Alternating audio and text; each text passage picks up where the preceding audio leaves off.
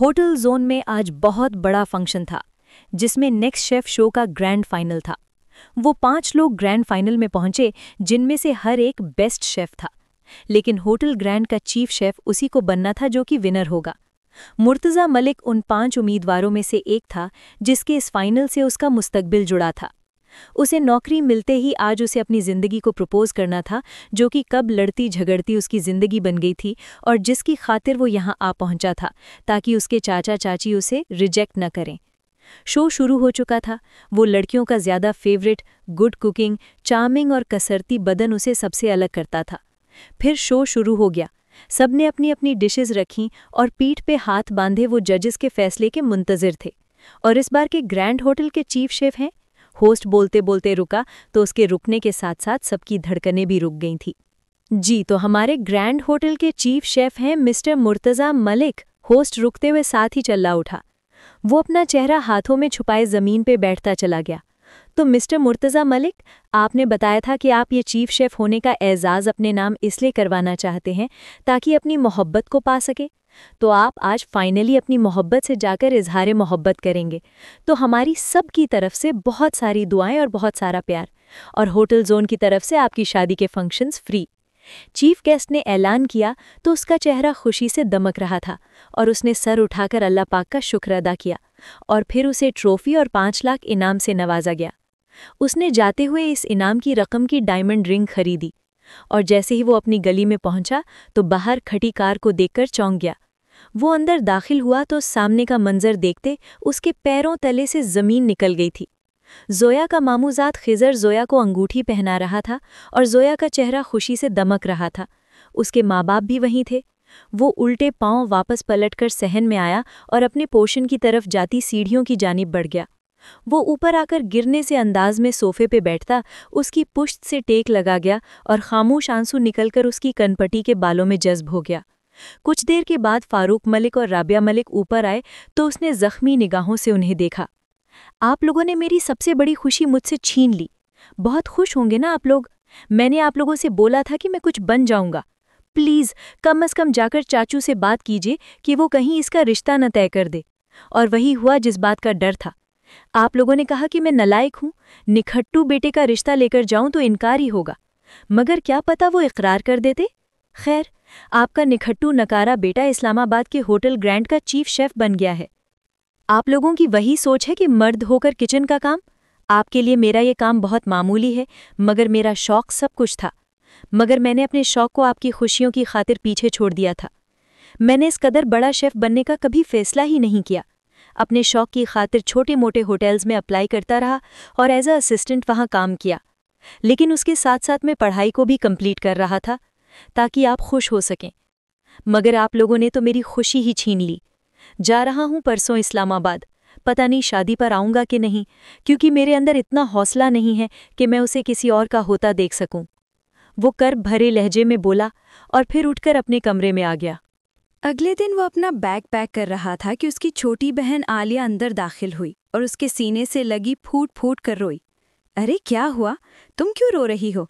मैं अपनी गुड़िया से मिलने आता रहूँगा ना, और फ़ोन भी करूँगा, और तुम्हें लैपटॉप चाहिए ना, वो कल ही मिल जाएगा। मैंने साबिर से बोल दिया था कि वो एक लैपटॉप ले आए, तो कल तक आ जाएगा तुम्हारा लैपटॉप। वो बमुश्किल चेहरे पे मुस्कुराहट लाते हुए बोला। मुझे कुछ नहीं चाहिए भाई, प्लीज़ आप मत जाओ ना। पता है बाबा भी रो रहे थे, और हाँ, उन्होंने बहुत पहले ही चाचू से बात की थी, और चाचू ने पता है क्या कहा? उन्होंने कहा, भाईजान माफ़ कीजिएगा, मैं आपके निखट्टू बेटे के साथ अपनी बेटी की ज़िंदगी बर्बाद नहीं कर सकता। और उन्होंने कहा कि उनकी बेटी प्रोफेसर बनेगी और पढ़ाई में इतनी लायक है कि वो किसी एवरेज नंबर लेकर पास होने वाले शख्स के साथ ज़िंदगी बर्बाद क्यों करें। और उन्होंने कहा था कि वो अच्छी कंपनी में मुलाजमत करने वाले से अपनी बेटी को रुखसत करेंगे। बाबा तो शर्मिंदा से हो गए थे, और इसीलिए उस दिन उन्होंने आपसे कहा कि पहले कुछ बनकर दिखाओ, फिर रिश्ता मांगूंगा। आलिया बोलती चले गई और मुर्तज़ा गुमसुम सा खड़ा था। क्या हुआ भाई? ज़ोया की आवाज़ पे वो चौंक कर उससे देखने लगा, जो कि कमर पे हाथ रखे आंखें सुकेड़कर उन्हें देख रही थी। क्या हो गया? मेरा आना बुरा लगा? तुम दोनों मुझे देखकर चुप हो गए? खैर, मिठाई देने आई थी, जबकि मेरा दिल बिल्कुल भी नहीं चाह रहा था, क्योंकि तुमने मुझे आकर मुबारकबाद तक नहीं दी मेरी मंगनी की। تم نے تو دی نہیں، میں ہی تمہیں دے دیتی ہوں۔ مبارک ہو تمہاری مجھ سے جان چھوٹنے والی ہے، اور ہاں مبارک ہو نیکسٹ شیف کا ونر بننے پہ۔ وہ اس بار مسکرا کر بولی تو وہ یک ٹک اسے دیکھے گیا۔ چلو اب جلدی سے مجھے اسی بات پر ایک اچھی سی کافی بنا کر پلا دو، وہ مسکرا کر بولی۔ ہاں ضرور، وہ بھی جواباً ہلکا سا مسکرا کر بولتا کچن کی جانب بڑھ گیا۔ وہ کافی بنا کر لایا تو وہ عالیہ کے ساتھ بیٹھی فیشن میگزین میں لہنگے دیکھ رہی تھی۔ اس نے ان دونوں کو کافی تھمائی اور ان کے سامنے بیٹھ گیا۔ پھر وہ ہلکی پھلکی باتیں کرتے ہوئے کافی پینے لگے۔ اگلے دن اسے صبح ہی اسلام آباد کے لیے نکلنا تھا تو وہ فاروق ملک اور رابعہ ملک کے کمرے میں آیا۔ امی، یہ انگوٹھی میں نے زویا کے لیے خریدی تھی تاکہ میں اسے منگنی پر گفٹ دے سکوں، لیکن اب ہماری تو ممکن نہیں ہے، لیکن اسی کے نام کا تحفہ ہے تو آپ ایسا کیجیے گا، شادی پر اسے یہ تحفہ دے دیجیے گا۔ وہ انگوٹھی ان کی طرف بڑھاتے ہوئے بولا تو رابعہ ملک کی آنکھیں بھیگنے لگیں اور فاروق ملک بھی لب بھینچ کر چپ رہ گئے۔ پھر وہ نیچے اترا تو اس کے چچا اشفاق ملک باہر ہی بیٹھے تھے اور وہ سلام کرتا ان کے پاس بیٹھ گیا۔ مجھے تو لگا تھا کوئی اچھا کام کرو گے تم، مگر تم نے بھی اپنے باپ کی طرح بس چھوٹے موٹے کام کرنے کی قسم کھائی تھی۔ تمہارے باپ نے بھی پڑھائی کو بیچ میں چھوڑا اور اب دیکھو ایک دکان چلا رہا ہے اور تم جا رہے ہو لوگوں کے کھانے پکانے۔ عجیب ہی حال ہے۔ عزت اور احترام جتنا پڑھائی والوں کو ملتا ہے نا، اتنا کسی کو نہیں ملتا۔ اشفاق ملک ہمیشہ کی طرح اپنے مخصوص کڑوے اور مغرورانہ انداز میں بولے اور ان کی بیوی بھی نخوت سے سر جھٹک کر رہ گئی۔ ویسے تمہیں انعام 5 لاکھ کا ملا ہے، کہاں اجاڑا؟ اپنے باپ کی دکان میں کچھ ڈلوا دینا تھا، معلوم ہوا ہے کہ کافی خالی سی ہے۔ اس کی چاچی روبینہ ملک طنزیہ لہجے میں بولی تو وہ محض صبر کا کڑوا گھونٹ پی گیا۔ میں زویا سے مل لوں اور پھر اس کے بعد مجھے اسلام آباد کے لیے نکلنا ہے، وہ کہتا ہوا اٹھ کر اندر کی جانب بڑھا تو زویا اپنے منگیتر سے فون پر بات کر رہی تھی۔ اسے آتے دیکھ کر اس نے فون بند کیا اور اس کی طرف مسکرا کر دیکھنے لگی۔ سو مبارک ہو، جا رہے ہو؟ اور تمہاری وہ لور، اس کا کیا؟ وہ یہیں رہتی ہے کہ اسلام آباد؟ اور اظہار محبت کب کرنے والے ہو اس سے؟ اور جب بھی تم کرو نا، سب سے پہلے مجھے بتانا۔ میں نے تمہیں بول دیا ہے کہ اب اس بات کا بہانہ بنا کر یہ مت کہنا کہ تم نے کون سا مجھے منگنی کا بتایا کا تو اس لیے میں نے بھی نہیں بتایا۔ تم اچھی طرح سے جانتی ہو کہ تم ان دنوں مصروف تھے، اس لیے میں نے منگنی کا نہیں بتایا، ورنہ بات چیت تو کافی دنوں سے چل رہی تھی۔ وہ نان سٹاپ بولے جا رہی تھی۔ تم اس منگنی سے خوش ہو؟ وہ اسے کھوجتی نگاہوں سے دیکھتے ہوئے بولا تو وہ کھل کھلا کر ہنس پڑی۔ تو بھری کیا لگتا ہے مجھے خوش نہیں ہونا چاہیے؟ ارے بھائی، میرا منگیتر ایک سافٹ ویئر انجینئر ہے اور تمہیں تو پتا ہے مجھے ہمیشہ سے ہی خواہش تھی کہ جیسے میں اتنا پڑھ لکھ رہی ہوں وہ بھی اتنا ہی پڑھا لکھا ہو، تاکہ آگے جا کر جب مجھے جاب کرنی پڑی تو وہ مجھے منع نہ کرے۔ ویسے بھی ماما اور بابا کو بہت پسند تھا تو میں نے ہاں بول دی۔ اچھا، تم میری بات چھوڑو، تم یہ بتاؤ کہ تم کب اس سے اظہار محبت کرنے والے ہو؟ جب بھی کرو گے نا مجھے ضرور بتانا پلیز، وہ چہک کر بولی۔ اب میں کوئی اظہار محبت نہیں کروں گا، اس کی شادی کہیں اور ہو رہی ہے نا، اس نے مجھے چھوڑ دیا، سمجھو۔ وہ افسردہ مسکراہٹ سے بولا تو زویا کے چہرے کی مسکراہٹ غائب ہو گئی۔ بیڑا غرق ہو اس کا جس نے بھی یہ سب کیا۔ ارے کیسی منحوس لڑکی تھی، اتنے اچھے لڑکے کو ٹھکرا دیا۔ میرے سامنے آئے نا، میں اس کو مار مار کر کچومر بنا دوں۔ اللہ کرے اس کی شادی تباہ و برباد ہو جائے، اس کو کیڑے پڑیں، اس کا شوہر ہی مر جائے۔ نہیں، شوہر نہ مرے بلکہ اس کا شوہر اس کو چھوڑ دے۔ وہ نان سٹاپ بولے جا رہی تھی۔ Shut up, just shut up, okay? خبردار جو تم نے اسے بددعائیں دی تو میری تو دعا ہے کہ اسے میری بھی ساری خوشیاں مل جائیں، اور تم اسے بددعا دے رہی ہو۔ تم کیا سمجھتی ہو کہ وہ ناخوش رہے گی تو میں خوش رہوں گا؟ وہ تب کر بولتا ہے ایک جھٹکے سے اٹھ کھڑا ہوا۔ ایک تو میں تمہارا ساتھ دے رہی ہوں اور اوپر سے تم مجھ پہ ہی رعب جما رہے ہو، بدتمیز کہیں کے، دفع ہو جاؤ، مجھے اپنی شکل مت دکھانا تم۔ وہ اس پہ کوشن اچھالتے ہوئے بولی، ہاں دفع ہی ہونے لگاؤں اور کبھی بھی تمہیں اپنی شکل نہیں دکھاؤں گا۔ ترس جاؤ گی تم میری شکل دیکھنے کے لیے، یہاں تک کہ تمہاری شادی پر بھی نہیں واپس آؤں گا، کیونکہ تم نے اسے بددعا دی ہے نا۔ اب میرا تم سے ہر قسم کا ناتا ٹوٹ چکا ہے، جسٹ گو ٹو ہیل۔ وہ غصے سے بولتا مڑا، 1 منٹ، ناتا توڑنا ہے نا تمہیں اس منحوس کمینی ذلیل جنانی کے لیے؟ ٹھیک ہے، یہ لو، پکڑو اپنے گفٹس، آج سے تیری میری دوستی بھی ختم۔ وہ بھی جواباً غصے سے بولی اور رخ پھیر کر کھڑی ہو گئی۔ اس نے ان گفٹس کو دیکھا اور پھر اٹھا کر باسکٹ میں ڈال دیے اور وہاں سے نکل آیا اور پیچھے کھڑی وہ جھلا کر بیڈ پہ بیٹھ گئی۔ وہ جانتی تھی وہ ابھی ناراض ہو کر یہاں سے لڑ کر نکلا ہے اور کچھ دیر کے بعد وہ اسے فون کر کے سوری بھی بولے گا، مگر وہ یہ نہیں جانتی تھی کہ اب کی بار ایسا نہیں ہوگا۔ اور وہ وہاں سے نکل کر اسلام آباد جانے والی گاڑی میں بیٹھا اور سیٹ کی پشت سے ٹیک لگا کر اپنے گزرے حسین پل یاد کرنے لگا جو اس نے اس کے ساتھ گزارے تھے۔ मुश्ताक मलिक के 2 बेटे थे, फारूक मलिक और इश्तियाक मलिक। फारूक मलिक मैट्रिक तक पढ़ाई करने के बाद पढ़ाई से बागी हो चुके थे, लेकिन इश्तियाक मलिक पढ़ाई में बहुत दिलचस्पी रखते थे। फिर यूनिवर्सिटी जाते ही उन्हें ज़हीन फ़तीन रुबीना फैसल मिल गई और यूं दोनों ने न सिर्फ पढ़ाई मुकम्मल की बल्कि दोनों ने जिंदगी भर साथ निभाने का फैसला किया। जैसे ही इश्तियाक मलिक को एक कंपनी में जॉब मिली तो रुबीना के घर वो रिश्ता लेकर चले गए और रुबीना भी एक स्कूल में जॉब करने लगी थी। दोनों भाइयों की शादी एक ही दिन में हुई थी, लेकिन फारूक के घर शादी के 1 साल बाद भी बच्चे की किलकारियां गूंजने लगी और अल्लाह पाक ने उन्हें मुर्तज़ा अता किया। मुर्तज़ा जब 2 साल का हुआ तो इश्तियाक के यहाँ जोया पैदा हुई। वक्त गुजरता चला गया। मुर्तज़ा पढ़ाई में ठीक था, मगर उसे पढ़ाई में कोई खास दिलचस्पी नहीं थी। सिर्फ एग्जाम्स के दिनों में किताब खोलकर पढ़ता और जाकर पेपर देता था और इतने अच्छे नंबर लेकर आता था। दूसरी तरफ जोया अपने वालिदैन के नक्शे कदम पर चलते हुए पढ़ाई में अव्वल नंबर पर थी। उसने जब मैट्रिक में आला नंबरों से इम्तिहान पास किया तो इश्तियाक मलिक ने पूरे मोहल्ले में मिठाई बांटी। दूसरी तरफ मुर्तज़ा के नंबर तो अच्छे थे, मगर जोया से फिर भी बहुत कम थे। जोया ने उसे चिढ़ाया तो वो उसे झगड़ने लगा। फिर यूं ही करते करते वो दोनों यूनिवर्सिटी पहुंच चुके थे। जोया ने BS के बाद मास्टर्स ऑफ डिजाइनिंग चुना और उसका इरादा किसी कंपनी में एज अ डिजाइनर जॉब करने का था, जबकि वो इंजीनियरिंग कर रहा था अपने वालिद की ख्वाहिश पर। लेकिन उसके साथ साथ वो होटल्स में शेफ के तौर पर काम करता था और उसका ध्यान इंजीनियरिंग की तरफ था ही नहीं। लेकिन फारूक मलिक की ख्वाहिश पर वो ये सब कर रहा था। एक दिन उसने यूनिवर्सिटी से ऑफ लेकर ऐसे ही एक होटल के लिए ट्राइफल तैयार किया और जब वो घर पहुंचा तो जोया उसे देखकर मुस्कुरा दी। उसकी मुस्कुराहट को समझते हुए उसके तन बदन में आग लग गई। वो जानता था कि उसने घर में आग लगा दी है और उसके यूनिवर्सिटी ना पहुंचने के बारे में फारूक मलिक को बता दिया होगा। जब वो ऊपर पहुंचा तो फारूक अहमद ने उसे देखते ही लताड़ना शुरू कर दिया। ये हमारे निखट तो बेटे हैं जिनसे हमने उम्मीद रखी है कि ये पढ़ लिख कर हमारा नाम रोशन करेंगे, मगर नहीं, अल्लाह पाक ने हमें बेटा भी एक दिया और वो भी इस तरह का। ये दूसरों के लिए खाना पकाकर उन्हें खिलाकर गुलामी में रहकर फख्र महसूस करते हैं। वो तल्ख लहजे में बोले तो उसने बेचैनी से राबिया मलिक की तरफ देखा जो कि परेशान सी खड़ी थी। इसमें गुलामी वाली कौन सी बात है? हर एक इंसान की अपनी सोच और अपना पेशा होता है और आजकल तो शेफ का नाम इज्जत से ही लिया जाता है। और मैं आपकी ख्वाहिश पर अगर इंजीनियरिंग कर रहा हूँ तो अपनी ख्वाहिश को थोड़ा सा भी पूरा नहीं कर सकता क्या? आप हमेशा से जानते हैं कि मुझे इसी चीज का शौक था कि मैं शेफ बनता, लेकिन आप नहीं चाहते थे कि मैं ये बनूं। वो झुंझुला कर बोला, बेटा जी आपसे किसने कहा कि आप इतनी बार यूनिवर्सिटी से गायब रहें, अपनी हाजिरी ना लगाएं और एवरेज नंबर लेकर पास होकर एक अच्छी जॉब कर सकते हैं। तुम्हारी जितनी परसेंटेज है ना, उसको देखते हुए किसी ने तुम्हें क्लर्क की नौकरी भी नहीं देनी। मेरी मानिए तो भाईजान छोड़ दीजिए इसे इसके हाल पर। शेफ बनकर उसे अपनी इज्जत खराब करनी है तो करने दीजिए, और ये वक्त जाया करके दोबारा फिर एक वक्त आएगा सोचेगा काश के मैंने ये सब कर लिया होता। इश्तियाक मलिक ने बीच में तीली लगानी जरूरी समझी थी और फारूक मलिक का गुस्सा जैसे आसमान को छूने लगा था। उसने गुस्से से जोया को देखा जो कि अब दरवाजे पर परेशान खड़ी थी। उसने नागवारी से उसे देखा और फिर गुस्से से चुपचाप छत पर आ गया। कुछ देर के बाद वो ऊपर आई और धब से उसके साथ बैठ गई। तुम कहते हो ना मैं सॉरी नहीं बोलती, और तुम्हारी जो भी आज क्लास लगी ना वो बिल्कुल ठीक है। तुम अपनी ज़िंदगी में सीरियस क्यों नहीं होते हो? हर लड़की का एक ख्वाब होता है कि उसका हमसफ़र एक आला ओहदे पर हो, और ये गलत चीज़ नहीं होती।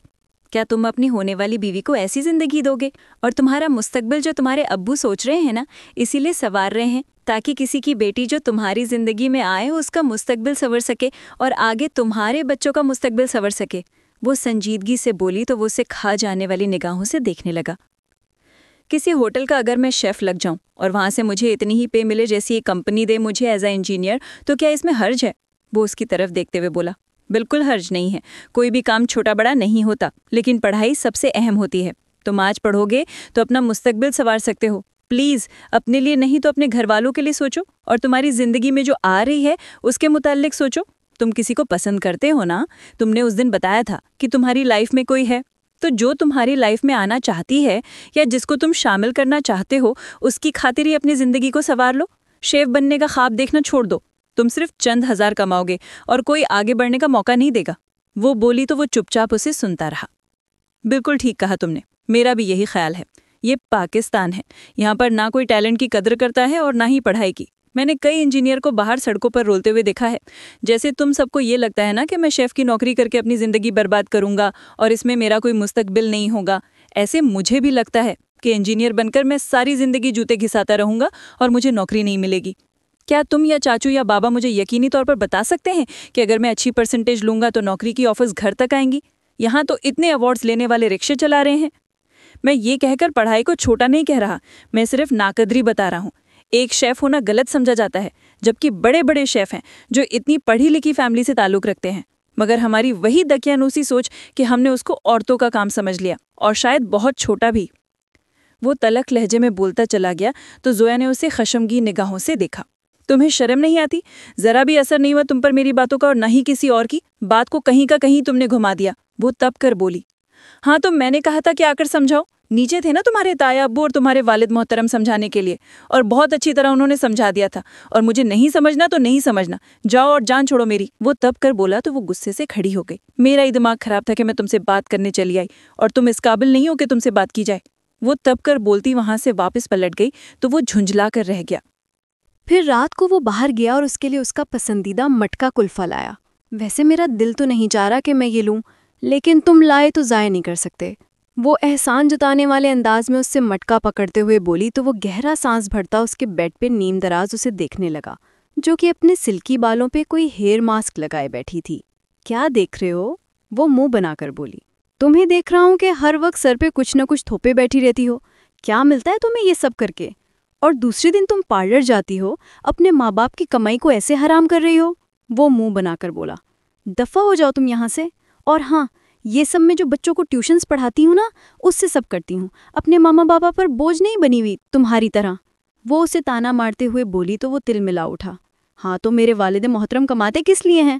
اگر اپنی اولاد پر خرچ کر دیں گے تو کیا ہو جائے گا؟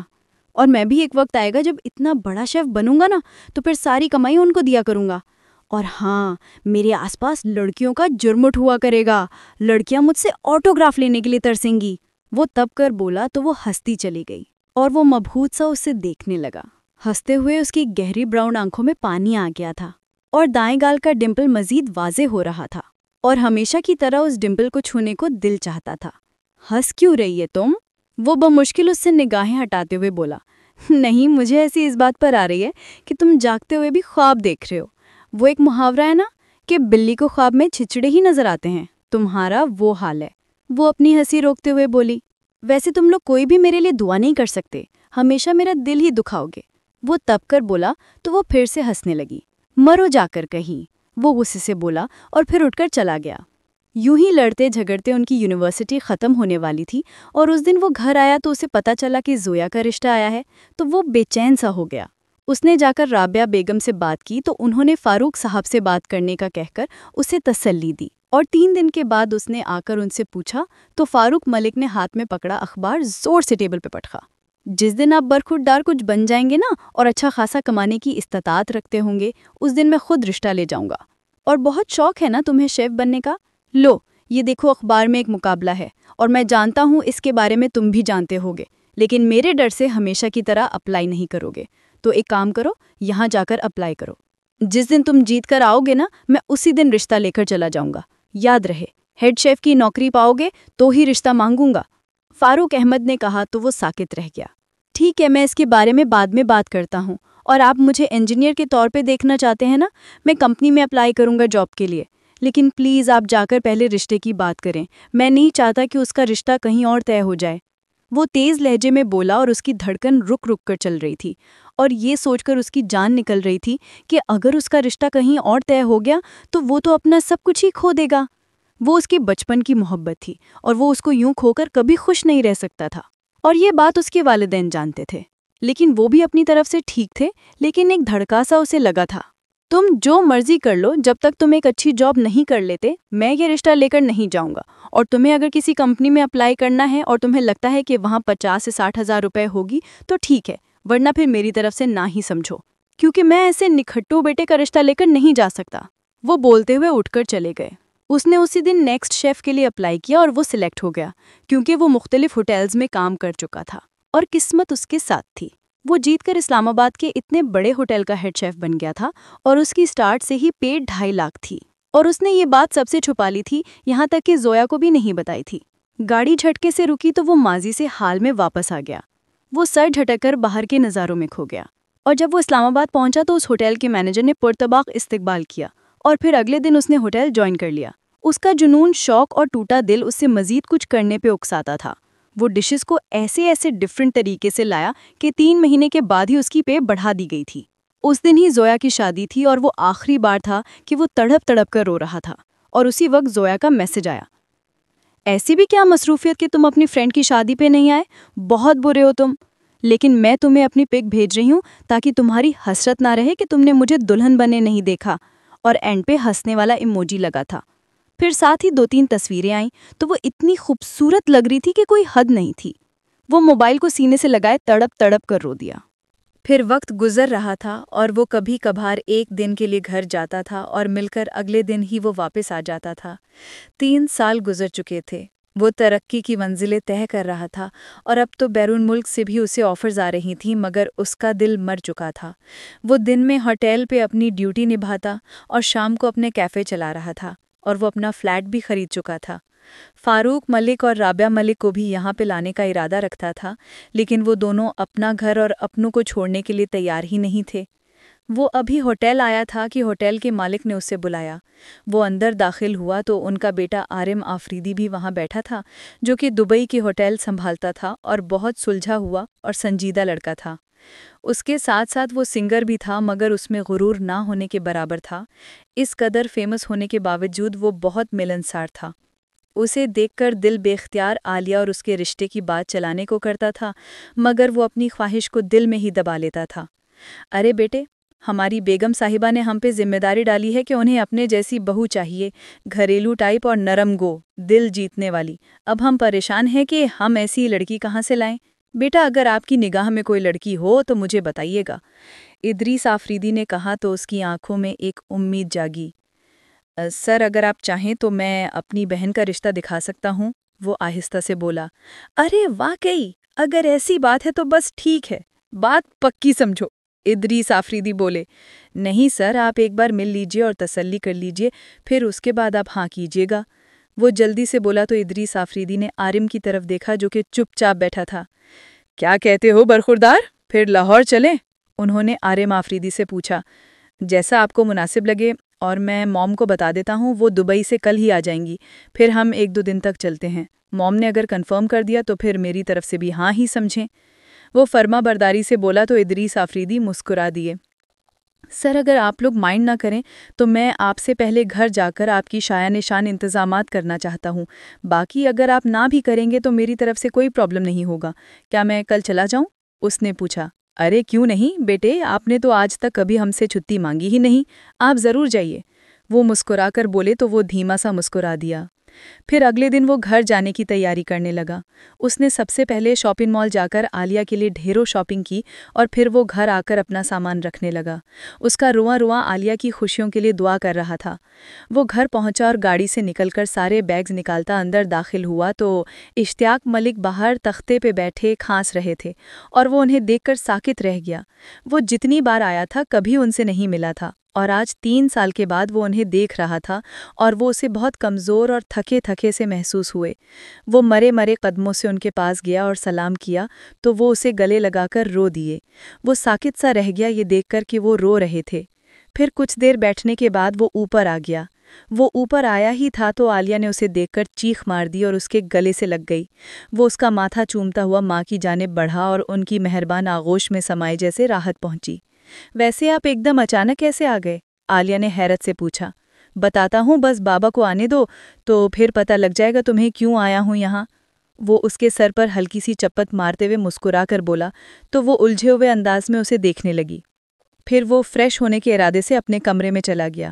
فریش ہونے کے بعد جب وہ باہر آیا تو عالیہ کے ساتھ کھڑی اس دشمن جان کو دیکھ کر سانسیں رک گئی۔ اسی وقت اس کی نگاہ بھی اس پر پڑی تو وہ ہلکا سا مسکرا دی۔ السلام علیکم، کیسے ہو تم؟ اس نے اس کی طرف دیکھتے ہوئے پوچھا۔ بالکل ٹھیک، تم کیسی ہو؟ وہ اسے بغور دیکھتا ہوا بولا جو کہ اسے کافی زیادہ کمزور دکھائی دی۔ جیسی بھی ہوں تمہارے سامنے ہوں، وہ دھیما سا مسکرا کر بولی۔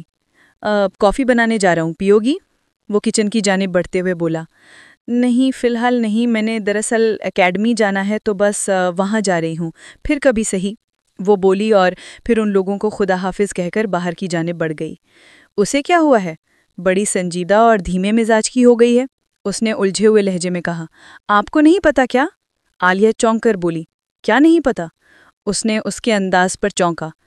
وہ دراصل، عالیہ جاؤ جا کر کچن میں دیکھو پلاؤ کو دم آ گیا ہے کہ نہیں، اس سے پہلے کہ وہ بہت سی باتیں بتاتی، رابعہ بیگم اندر آتے ہوئے کہنے لگیں اور ان کے چہرے پر گہری سنجیدگی تھی۔ عالیہ چپ چاپ کچن کی جانب بڑھ گئی۔ امی، عالیہ کیا بتانا چاہتی تھی؟ کیا آپ کو پتا ہے کچھ؟ نہیں، کچھ نہیں۔ یہ بتاؤ کہ تم کیا بات کرنے آئے ہو؟ پہلے تو کبھی بھی چھٹی کے علاوہ کبھی گھر نہیں آئے اور آج اچانک آ گئے۔ سب ٹھیک ہے نا بیٹا؟ رابعہ بیگم نے اس کا دھیان دوسری طرف لگانا چاہا تو وہ لب بھینچ کر رہ گیا۔ دراصل میرے باس اور ان کی بیوی ہماری عالیہ کے لیے اپنے بیٹے کا رشتہ لے کر آنا چاہتے تھے۔ میں نے سوچا کہ گھر آ کر کچھ تیاریاں وغیرہ دیکھ لوں۔ وہ سر جھٹک کر بولا، اچھا چلو ایسا کرو، میں تمہارے لیے خود کافی بناتی ہوں، تم آرام کرو۔ وہ بولتی ہوئی نکل گئی۔ شام کو وہ سب کے ساتھ لاؤنج میں بیٹھا تھا کہ جب ہی زویا اندر داخل ہوئی۔ اس نے سلام کیا اور عالیہ کے پاس آ کر بیٹھ گئی۔ زویا بیٹا کچھ کھائیں گی؟ کچھ دیر کے بعد فاروق ملک نے پوچھا۔ نہیں تایا ابو، میں نے بس کافی پینی ہے، وہ بھی آپ کے پیارے سے بیٹے کے ہاتھ کی۔ کیوں بھائی، پلاؤ گے کہ نہیں؟ 3 سال ہو گئے ہیں تمہارے ہاتھ کی کافی پیے ہوئے۔ وہ ہلکا سا مسکرا کر بولی، مگر وہ کھوجتی نگاہوں سے اسے دیکھ رہا تھا جس کی آنکھوں میں عجیب سا درد تھا۔ میں بناتا ہوں کافی۔ وہ سر جھٹک کر اٹھنے لگا۔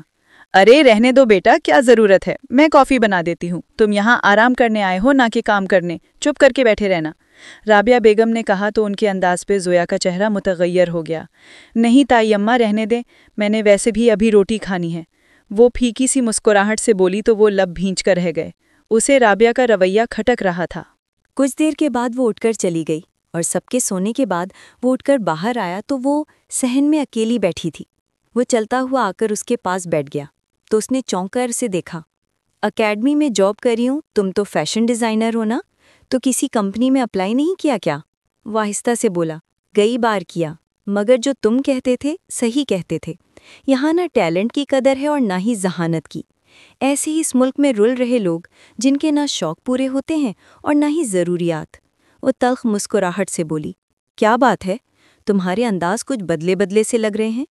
تم مجھے کافی زیادہ چینج لگی ہو، جیسے پہلے تھی ویسی نہیں رہی۔ وہ اسے دیکھتے ہوئے بولا، اچھا، ایسی کیا تبدیلی دیکھی؟ ذرا مجھے بھی بتاؤ۔ وہ جواباً مسکرا کر بولی، کیوں، کیا تمہیں نہیں معلوم کہ تم بدلی ہو؟ وہ بولا، شادی کے بعد انسان بدلتا ہی ہے اور یہ کوئی نئی بات نہیں ہے۔ وہ سنجیدگی سے بولی تو وہ سر جھٹک کر رہ گیا۔ کافی بنا کر لاؤں کیا؟ وہ بولا، نہیں، کافی پی کر نیند نہیں آتی مجھے اور میں سونے جا رہی ہوں۔ صبح جلدی اٹھنا، بابا کو واک کے لیے لے کر جانا ہوتا ہے۔ وہ اٹھ کر کھڑی ہوئی تیزی سے اندر کی جانب بڑھ گئے۔ وہ تھکے تھکے قدموں سے اوپر آیا اور دروازہ کھولنے کے لیے جیسے ہی اس نے ہاتھ بڑھایا تو اندر سے آتی آوازوں کو سنتا رک گیا۔ تمہیں کیا لگتا ہے رابعہ کہ تم اگر اسے نہیں بتاؤ گی تو اسے کچھ پتہ نہیں چلے گا؟ مجھے تو یقین نہیں آ رہا کہ تم نے 6 مہینوں سے اسے یہ بات بتائی ہی نہیں۔ فاروق ملک کی آواز سنائی دی، نہیں بتائی، اور اس کی وجہ یہی ہے کہ میں اپنے بیٹے کے مزاج کو جانتی ہوں۔ جب وہ یہ سب سنے گا نا تو اس کا پھر سے اس کی طرف دل مائل ہوگا اور میں اسے اپنی بہو ہرگز نہیں بناؤں گی۔ میرا بس چلے نا تو میں اسے چند دنوں کے لیے کہیں غائب کر دوں، مگر نہیں کر سکتی نا، لیکن اتنا کر سکتی ہوں کہ کوشش کروں گی کسی طرح اس بات کو چھپا دوں کہ اسے طلاق ہو چکی ہے۔ رابعہ بیگم کی بات پہ اسے لگا کہ جیسے پوری چھت اس پہ آ گری ہے۔ وہ تیزی سے دروازہ دھکیل کر اندر داخل ہوا تو وہ دونوں چونک کر اسے دیکھنے لگے اور رابعہ ملک کا تو چہرہ متغیر ہو گیا تھا۔ کیوں طلاق ہوئی اسے اور آپ نے بتایا تک نہیں؟ وہ غصے سے بولا، تمہیں پتہ بھی ہوتا تو کیا کرتے؟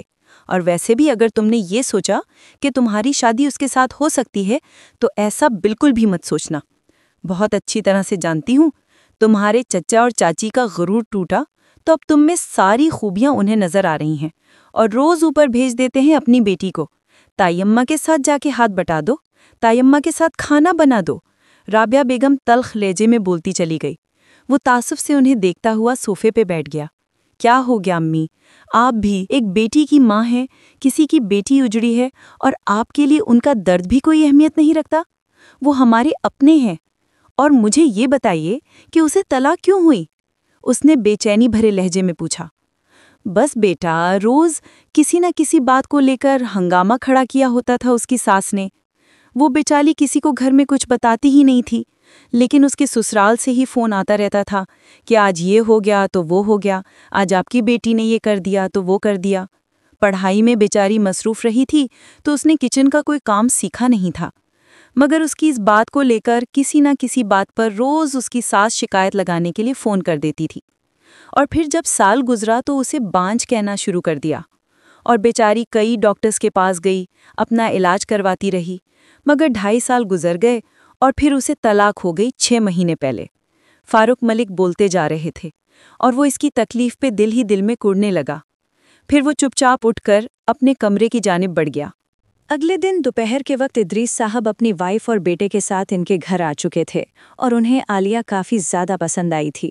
اسی وقت ان کی وائف نے اپنی انگوٹھی اتار کر عالیہ کے ہاتھ میں ڈال دی۔ بہن جی، اگر آپ کو برا نہ لگے تو ہم اسی ماہ میں شادی کرنا چاہتے ہیں۔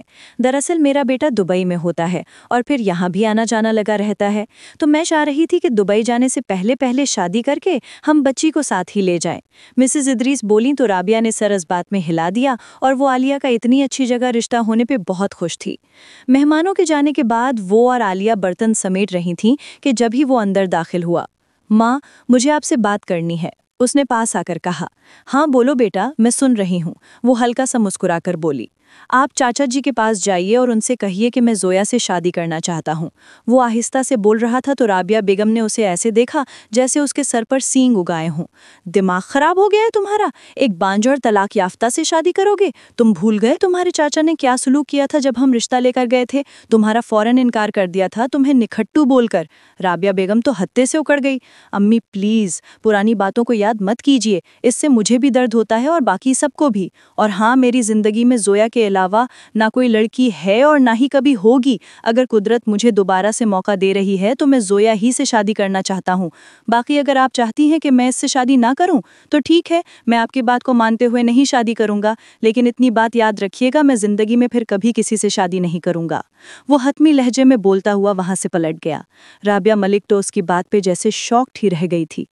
دیکھا آپ نے کس طرح بات کر کے گیا ہے، مجھ سے یہ ضرور آپ کی بھتیجی ہی بھڑکا رہی ہے اسے۔ رابعہ اخبار پڑھتے فاروق ملک کے پاس آ کر بولی۔ دیکھا میں نے، اور جو آپ نے کہا وہ بھی میں نے دیکھا، کس طرح بات کر رہی تھی۔ خدا کا خوف کیجیے رابعہ بیگم، آپ بھی ایک بیٹی کی ماں ہیں، اور آپ کسی کی بیٹی پر اس طرح بات کریں گی تو خدا نہ خواستہ اگر کل آپ کی بیٹی کے ساتھ اس طرح ہو جائے۔ مجھے یقین نہیں آتا کہ یہ آپ ہیں، میری وہ نرم خوسی رابعہ جو کہ دوسروں کے دکھ پر دکھی ہو جایا کرتی تھی اور زویا پر جان چھڑکا کرتی تھیں آپ، اور آج آپ اس طرح کی باتیں کر رہی ہیں۔ آپ کو اچھی طرح سے معلوم ہے کہ زویا کبھی بھی ایسی حرکت نہیں کرے گی، اور اگر ایسا ہی کرنا ہوتا تو وہ اپنی طلاق کے بارے میں خود بتا دیتی، اور یہاں تک کہ آپ نے اس بچی کو بانجھ تک کہہ دیا۔ عجیب باتیں کرتی ہیں آپ۔ ہاں تو اور کیا کروں میں؟ بھول گئے آپ برسوں پہلے کیا ہوا تھا؟ میرے ہی بیٹے کو آپ کے بھائی نے یہ کہہ کر ٹکڑا دیا تھا کہ آپ کا بیٹا نکھٹو ہے، اور آج میرے بیٹے پر جان نثار کرتے پھر رہے ہیں وہ لوگ، کیونکہ میرے بیٹے کے پاس اب پیسہ ہے۔ میرا بیٹا زویا سے بہتر لڑکی ڈیزرو کرتا ہے، تو میں کیوں اس لڑکی کو چنوں؟ وہ غصے سے بولی۔ میں اب کیا کہوں آپ کو؟ آپ کسی کی نہیں سنتی، صرف اپنی منمانی کرتی ہیں، اور جس دن بیٹا کھو دیں گی نا، اس دن آ کر میرے پاس مت روئیے گا۔ پہلے بھی ہم نے اسے تقریباً کھو ہی دیا تھا، اور وہ تو پتہ نہیں کیسے دوبارہ سے ہماری طرف پلٹ آیا، لیکن اس بار اگر وہ گیا نا تو پلٹے گا نہیں۔ فاروق صاحب واپس اخبار رکھتے ہوئے سنجیدگی سے بولے اور پھر اٹھ کر وہاں سے چلے گئے۔ رابعہ کتنی دیر بیٹھی سوچتی رہی، اور پھر وہ اپنی ممتا کے ہاتھوں مجبور ہو کر فاروق صاحب کے پاس آئی اور انہیں نیچے جانے کے لیے کہا۔ کچھ دیر کے بعد وہ تینوں نیچے آئے تو اشتیاق ملک اور روبینہ جیسے بچھے جا رہے تھے۔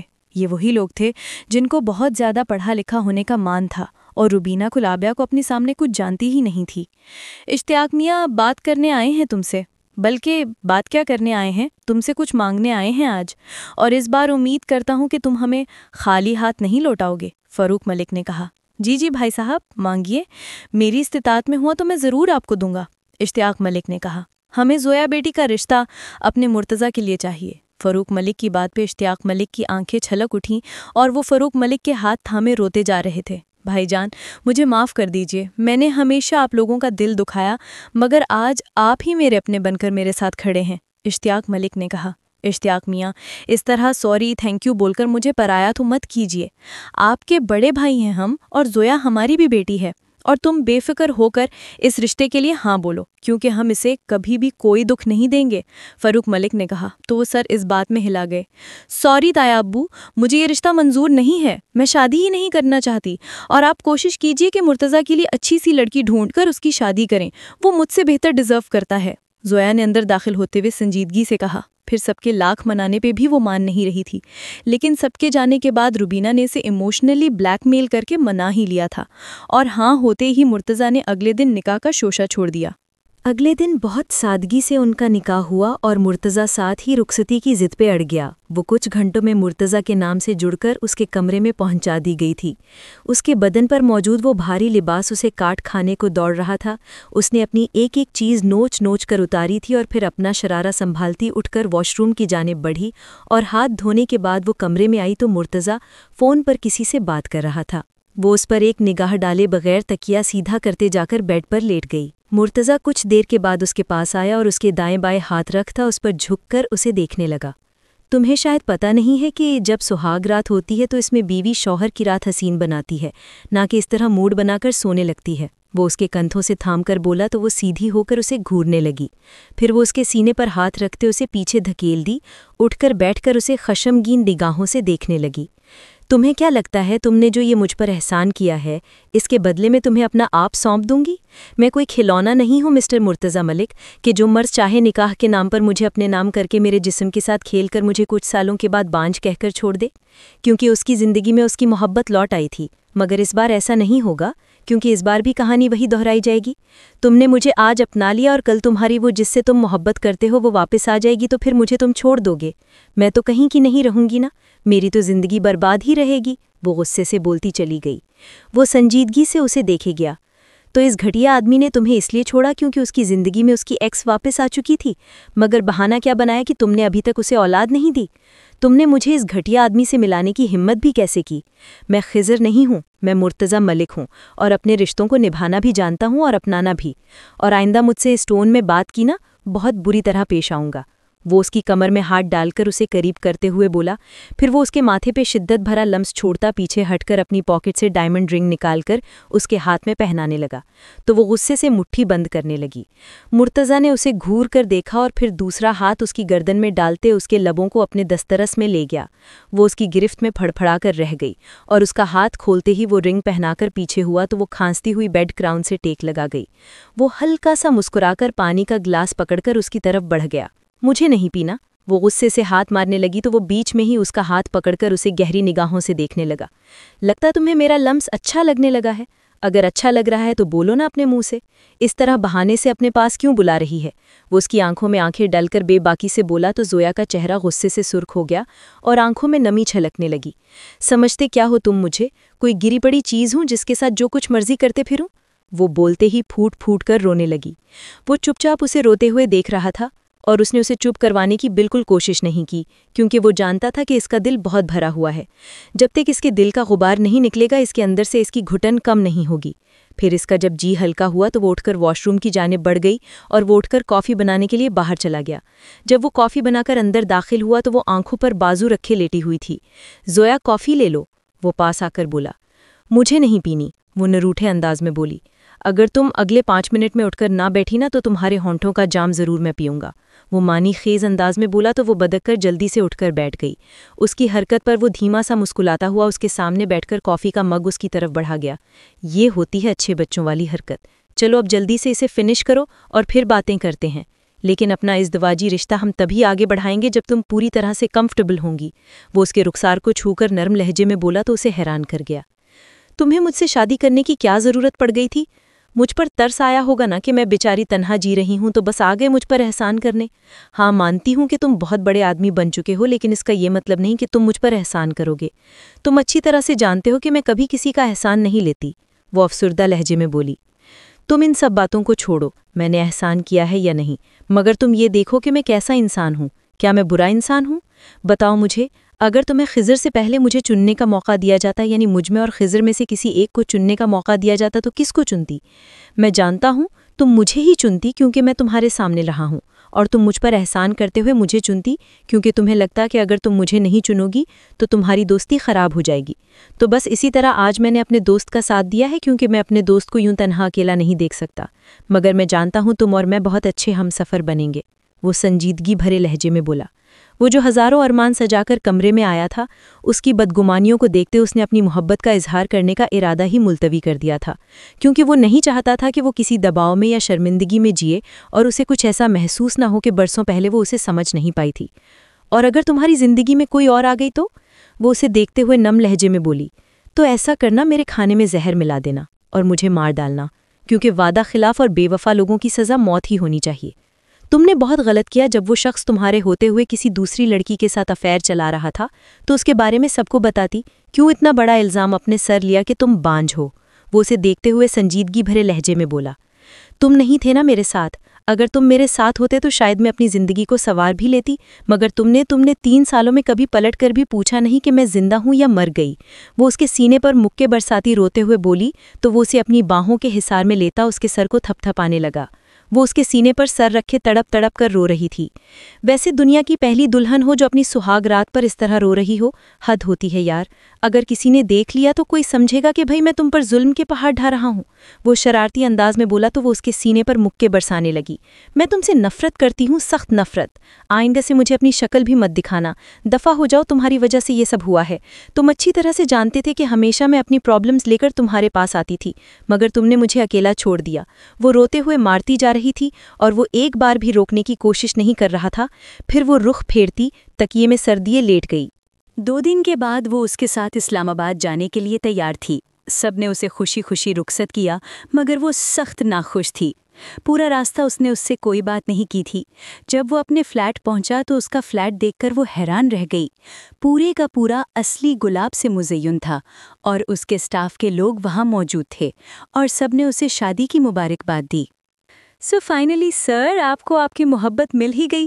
ہم میں سے ہر ایک منتظر تھا کہ کب آپ اپنے لور سے ہمیں ملائیں گے، اور فائنلی 3 سال کے بعد آپ کو آپ کا پیار مل گیا۔ بہت بہت مبارکباد۔ اس کے اسسٹنٹ نے کہا تو وہ گڑبڑا کر اسے دیکھنے لگا، مگر وہ سپاٹ چہرے سے کھڑی تھی۔ سب کے جانے کے بعد وہ کمرے میں آئی اور چینج کرنے کے بعد اپنے ہاتھوں پہ موئسچرائزر لگا رہی تھی کہ جب ہی وہ تھکا ہوا اندر داخل ہوا۔ سب لوگ مجھے تمہاری وہ والی لور سمجھ رہے تھے جس کے لیے تم نے وہ نیکسٹ شیف کا ایوارڈ جیتا تھا، جبکہ ان کو پتہ ہی نہیں کہ میں وہ خوش قسمت نہیں ہوں۔ وہ تلخ لہجے میں بولی تو وہ اسے سنجیدگی سے دیکھنے لگا۔ تمہیں ایسا کیوں لگتا ہے کہ تم وہ خوش قسمت نہیں ہو؟ کیا پتا اب تم ہی وہ ہو جس سے میں محبت کرتا ہوں؟ وہ اس کے رخسار کو چھوتے ہوئے بولا تو وہ استہزائیہ انداز میں ہنس پڑی۔ میری قسمت اتنی اچھی نہیں ہے، وہ تلخ لہجے میں بولتی اپنے خوبصورت بالوں کو لپیٹنے لگی۔ مگر میری قسمت تو بہت اچھی ہے کیونکہ مجھے تم مل گئی۔ وہ اسے پیچھے سے کھینچتے ہوئے بولا تو وہ اپنا آپ چھڑواتے ہوئے اس سے دور ہو کر اس کی سائڈ سے گزرنے لگی، تو وہ غصے سے اس کی کمر سے جکڑتے ہوئے اسے اپنے سامنے کر کے خشمگین نگاہوں سے دیکھنے لگا۔ اس طرح مت دیکھو، تمہیں کیا لگتا ہے میں تمہیں اپنے جسم کو پانے کی ایسے ہی اجازت دے دوں گی؟ مجھے کچھ وقت چاہیے، فکر مت کرو، تمہارے ہر قسم کے حقوق ادا کروں گی جیسے پہلے کیے تھے۔ شٹ اپ، اور آئندہ سے تمہارے منہ سے میں اس بارے میں کوئی بات نہ سنوں۔ اور ہاں، تم یہ سننا چاہتی ہو نا کہ تم خوش قسمت ہو یا نہیں؟ میں نہیں جانتا کہ تمہیں میرا ساتھ خوش قسمت لگتا ہے کہ نہیں، مگر میں بہت خوش قسمت ہوں کیونکہ میں نے اسی لڑکی کو پایا جس سے میں نے برسوں محبت کی۔ میری محبت مجھے مل گئی، میں اس بات پر بہت خوش ہوں اور اس کو اپنی خوش قسمتی بھی مانتا ہوں۔ یہ دیکھو، یہ تمہاری تصویریں آج بھی میرے پاس موجود ہیں۔ وہ دراز سے تصویریں اور ڈائری نکال کر ڈریسنگ ٹیبل پہ پٹختے ہوئے بولا اور پھر اسے پیچھے دھکیلتا باہر نکلتا چلا گیا۔ وہ کامتے ہاتھوں سے ان تصویروں کو دیکھنے لگی اور پھر ڈائری کھولی تو وہ محض ڈائری نہیں تھی، مرتضی ملک کا دل تھا جو اس نے اس میں کھول کر رکھ دیا تھا۔ وہ ڈائری کو سینے سے لگائے تڑپ تڑپ کر رو دی۔ وہ اپنی خوش قسمتی کو پہچان ہی نہ پائی کیونکہ زندگی کے رنگ میں اسے بے وفائی کا رنگ ملا خضر کی صورت میں، تو وہ پر اعتماد زویا ملک جیسے بے رنگ ہو گئی اور اس کی زندگی کا ہر رنگ بے رنگ ہو گیا۔ وہ آنسو صاف کرتے اٹھی اور جلدی سے فریش ہونے چلی گئی کیونکہ اسے اپنی روٹھی خوش قسمتی کو منانا تھا، اسے اپنے مرتضی کو اپنانا تھا اور اس کے سنگ اپنی زندگی میں وفا کے رنگ بھرنے تھے۔ وہ تیار ہونے کے بعد اس کا انتظار کر ہی رہی تھی کہ وہ بازو پر کوٹ ڈالے ہوئے اندر داخل ہوا اور اسے دیکھ کر ایک پل کے لیے وہ تھم سا گیا۔ پھر وہ سر جھٹک کر وارڈروب کے جانب بڑھا اور اپنے کپڑے نکال ہی رہا تھا کہ وہ پیچھے سے آ کر اسے جکڑ کر ساکت کر گئی۔ وہ نرمی سے اس کے ہاتھ ہٹاتا ہوا اپنے کپڑے اٹھا کر واش روم کی جانب بڑھ گیا۔ کپڑے چینج کرنے کے بعد آ کر وہ بیڈ پر بیٹھا تو وہ اس کے پاس آ کر بیٹھ گئی۔ سوری، وہ پاس آ کر اپنی انگلیاں چٹکھاتے ہوئے بولی تو وہ سر اٹھا کر اسے خشمگین نگاہوں سے دیکھنے لگا۔ کیا بولا؟ مجھے سنائی نہیں دیا، پھر سے بولنا ذرا۔ وہ دھپ سے اس کے پاس بیٹھ گئی۔ تم اچھی طرح سے جانتے ہو مجھے سوری بولنا اچھا نہیں لگتا، لیکن پھر بھی میں تم سے سوری بول رہی ہوں، اور تم آگے سے مجھے ایٹیٹیوڈ دکھا رہے ہو؟ شرم نہیں آتی تمہیں؟ وہ تو اس پر چڑھ دوڑی تھی۔ اوہو، ہیلو، زیادہ سر پر چڑھنے کی ضرورت نہیں ہے۔ تمہیں سوری نہیں بولنا؟ نہ بولو، مجھے بھی تمہاری سوری کی ضرورت نہیں ہے۔ اور ہاں، تمہیں اگر میری زندگی سے جانا ہے نا تو تم جا سکتی ہو، واپس چلی جاؤ لاہور، مجھے بھی تمہاری ضرورت نہیں ہے۔ وہ بولا تو زویا نے آس پاس دیکھنا شروع کیا اور پھر کوشن اٹھا کر اسے مارنے لگی۔ ارے کیا کر رہی ہو مینٹل کیس؟ وہ خود کو بچاتے ہوئے پیچھے ہونے لگا۔ خبردار، اگر تم نے مجھے اپنی زندگی سے نکالنے کی کوشش بھی کی تو تمہاری اور اپنی جان عذاب بنا دوں گی۔ سمجھتے کیا ہو تم خود کو؟ تم مجھے بھیجنے کا نام دوبارہ لینا، تمہارا ایسا منہ توڑوں گی نا کہ دوبارہ تم میرے سامنے ایسی بات بھی نہیں کرو گے۔ وہ کوشن چھوڑتے اس کے بال پکڑ چکی تھی۔ اف اللہ، کیسی مینٹل عورت ہو، وہ غصے سے بولا۔ مینٹل ہوں گے تم، تمہاری محبوبہ، تمہاری بیوی، تمہارے بچے۔ وہ اسے پھر سے کوشن سے مارتے بولے جا رہی تھی اور مرتضیٰ ہنستے ہوئے اس کی کمر میں ہاتھ ڈالتا اسے خود پر گرا گیا۔ چھوڑو مجھے، وہ ہلکی سی مزاحمت کرتے ہوئے بولی۔ خود ہی تو کہتی ہو کہ خبردار، اگر مجھے چھوڑا تو تمہاری اور اپنی جان عذاب بنا دوں گی۔ اگر میں چھوڑنے کا نام لیتا ہوں تو ایسے بولتی ہو اور خود کچھ بھی بولتی رہتی ہو۔ مسز مرتضیٰ ملک، آپ بھی ایک بات کان کھول کر سن لیں، اگر تم نے میری زندگی سے جانے کا فیصلہ کیا یا مجھے چھوڑنے کا فیصلہ کیا، تمہاری جان کو میں جتنا عذاب بناؤں گا نا، وہ تم سوچ بھی نہیں سکتی۔ خیر، اب سہاگ رات مناتے ہیں؟ وہ کہتے ہوئے اس پر جھکا تو وہ شرمگین انداز میں مسکرا دی۔ وہ اس پر اپنا حق جتاتا چلا گیا۔ زندگی بہت حسین تھی، یہ بات انہیں اب محسوس ہو رہی تھی۔ کچھ دنوں میں اسلام آباد میں ہی سب لوگ آ چکے تھے اور عالیہ کی شادی کی تیاریاں زور و شور سے جاری تھی، اور فائنلی آج عالیہ کی بارات تھی اور عالیہ بہت خوش تھی۔ میری پیاری سی بہن، جب لڑکی رخصت ہوتی ہے نا، تھوڑا سا روتی ہے، پلیز تھوڑا سا رو لے۔ وہ دھپ سے عالیہ کے سامنے بیٹھتے ہوئے بولا تو عالیہ نے گھور کر دیکھا۔ بھیا، پورے 70,000 میں تیار ہوئی ہوں اور آپ کہہ رہے ہیں کہ میں رو کر اپنا یہ 70,000 ایسے ہی ضائع کر دوں؟ مجھے اپنے شوہر کے سامنے نا انسان کی بچی بن کر جانا ہے، بھوتنی نہیں۔ وہ منہ بنا کر بولی تو وہ سب کہا لگا کر ہنس پڑے۔ مجھے لگتا ہے بارات آ گئی ہے، میں دیکھتی ہوں جا کر۔ زویا ایک دم سے بولتے ہوئے اٹھی اور پھر ایک دم سے سر تھامے بیٹھ گئی۔ ارے کیا ہوا بیٹا؟ روبینہ نے پوچھا۔ پتہ نہیں مما، 2-3 دن ہو گئے طبیعت عجیب سی ہو رہی ہے، دل خراب ہوئے جا رہا ہے، کچھ کھانے کو بھی دل نہیں کر رہا، جو بھی چیز لیتی ہوں نا تو اس کی اسمیل سے گھبراہٹ ہونے لگتی ہے۔ وہ منہ بسور کر بولی۔ کیا سچ؟